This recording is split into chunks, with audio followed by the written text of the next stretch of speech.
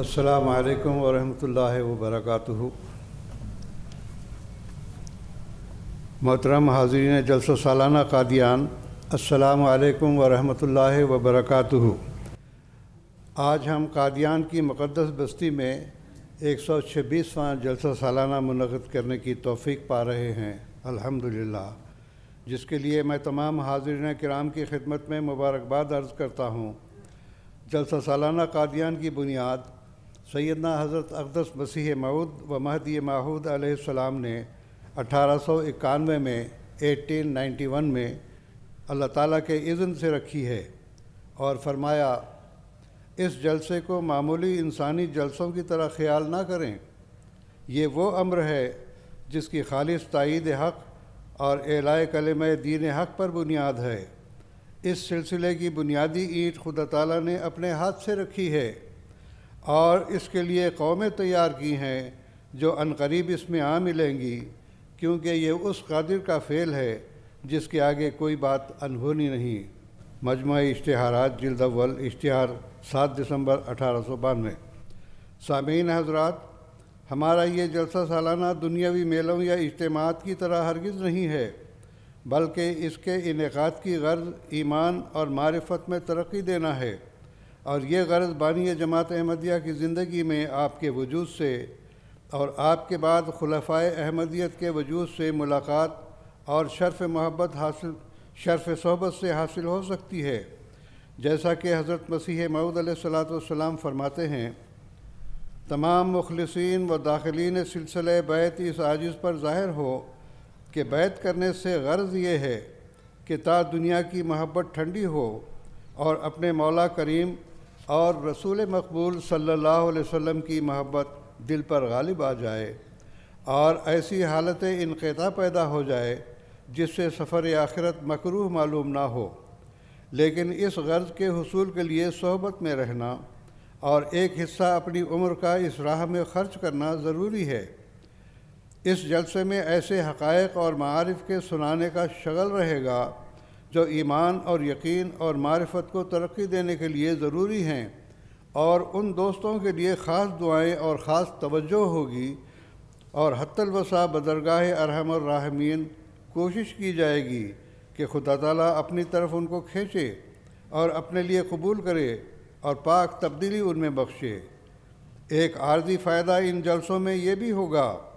کہ ہر ایک نئے سال میں جس قدر نئے بھائی اس جماعت میں داخل ہوں گے، وہ تاریخ مقررہ پر حاضر ہو کر اپنے پہلے بھائیوں کے منہ دیکھ لیں گے اور روح شناسی ہو کر آپس میں رشتہ تودد و تعارف ترقی پذیر ہوتا رہے گا، اور جو بھائی اس عرصے میں اس سرائے فانی سے انتقال کر جائے گا، اس جلسے میں اس کے لیے دعائے مغفرت کی جائے گی اور تمام بھائیوں کو روحانی طور پر ایک کرنے کے لیے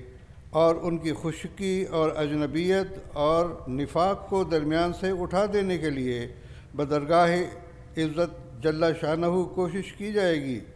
اور اس روحانی جلسے میں اور بھی کئی روحانی فوائد اور منافع ہوں گے جو انشاءاللہ القدیر وقتاً فوقتاً ظاہر ہوتے رہیں گے۔ اشتہار 30 دسمبر 1891، کتاب آسمانی فیصلہ۔ حضرات،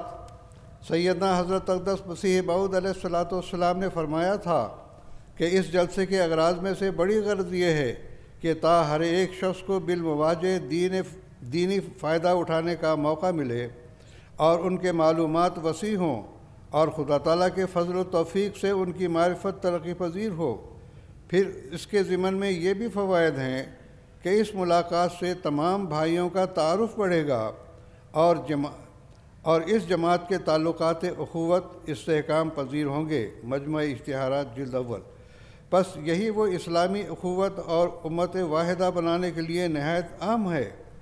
چنانچہ جلسہ سالانہ لندن میں شامل ہونے والے بعض احباب نے اپنے تاثرات کا برملا اظہار کیا ہے۔ چنانچہ گنی کناکری سے الحاج محمد وکیل یاتارا صاحب، جو مذہبی امور کے انسپکٹر جنرل ہیں، وہ کہتے ہیں کہ اس جلسے کے ان 3 دنوں میں جس چیز نے مجھے بہت متاثر کیا وہ یہ تھی، احمدی احباب کی تربیت خالص اسلامی تعلیمات کے مطابق کی گئی ہے۔ یہ غروں کا اظہار ہے۔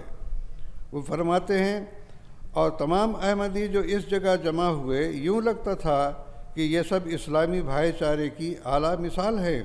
ایک ہی ماں کی اولاد اور ایک ہی گھر سے آ رہے ہیں۔ کہتے ہیں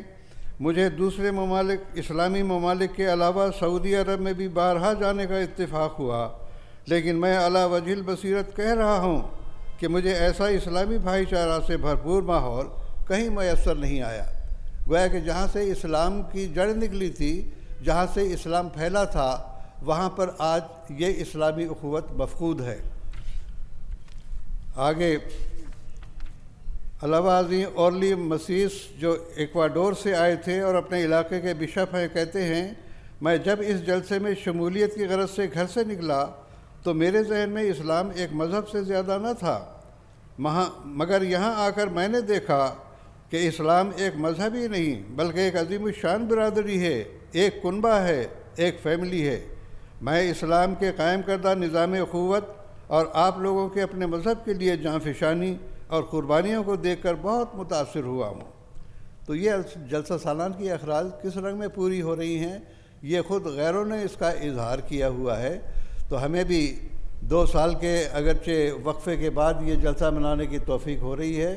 تو یہ تمام باتیں جو حضرت مسیح موعود علیہ السلام نے اس جلسے کی غرض کی بیان کی ہیں، ہمارے اندر نظر آنی چاہیے۔ آخر میں اس جلسے سالانہ میں شرکت کرنے والوں کے لیے اس زمانے کے مامور و مرسل نے جو دعائیں کی ہیں، جس کی برکت انہیں حاصل ہوتی ہے، پیش کر کے اپنے خطاب کو ختم کرتا ہوں۔ بانی جماعت احمدیہ حضرت اقدس مسیح موعود و امام مہدی علیہ السلام فرماتے ہیں، ہر ایک صاحب جو اس للہی جلسے کے لیے سفر اختیار کرے، خدا تعالیٰ ان کے ساتھ ہو اور ان کو اجر عظیم بخشے اور ان پر رحم کرے اور ان کی مشکلات اور اضطراب کے حالات ان پر آسان کر دے اور ان کے ہم و غم دور فرما دے اور ان کو ہر ایک تکلیف سے مخلصی عنایت کرے اور ان کی مرادات کی راہیں ان پر کھول دے اور روز آخرت میں اپنے ان بندوں کے ساتھ ان کو اٹھاوے جن پر اس کا فضل و رحم ہے، اور تا اختتام سفر ان کے بعد ان کا خلیفہ ہو۔ اے خدا، اے ذو المجد والعطا اور رحیم اور مشکل کشا، یہ تمام دعائیں قبول کر اور ہمیں ہمارے مخالفوں پر روشن نشانوں کے ساتھ غلبہ عطا فرما کہ ہر ایک قوت اور طاقت تجھ ہی کو ہے۔ آمین ثم آمین وآخر دعوانا ان الحمد للہ رب العالمین۔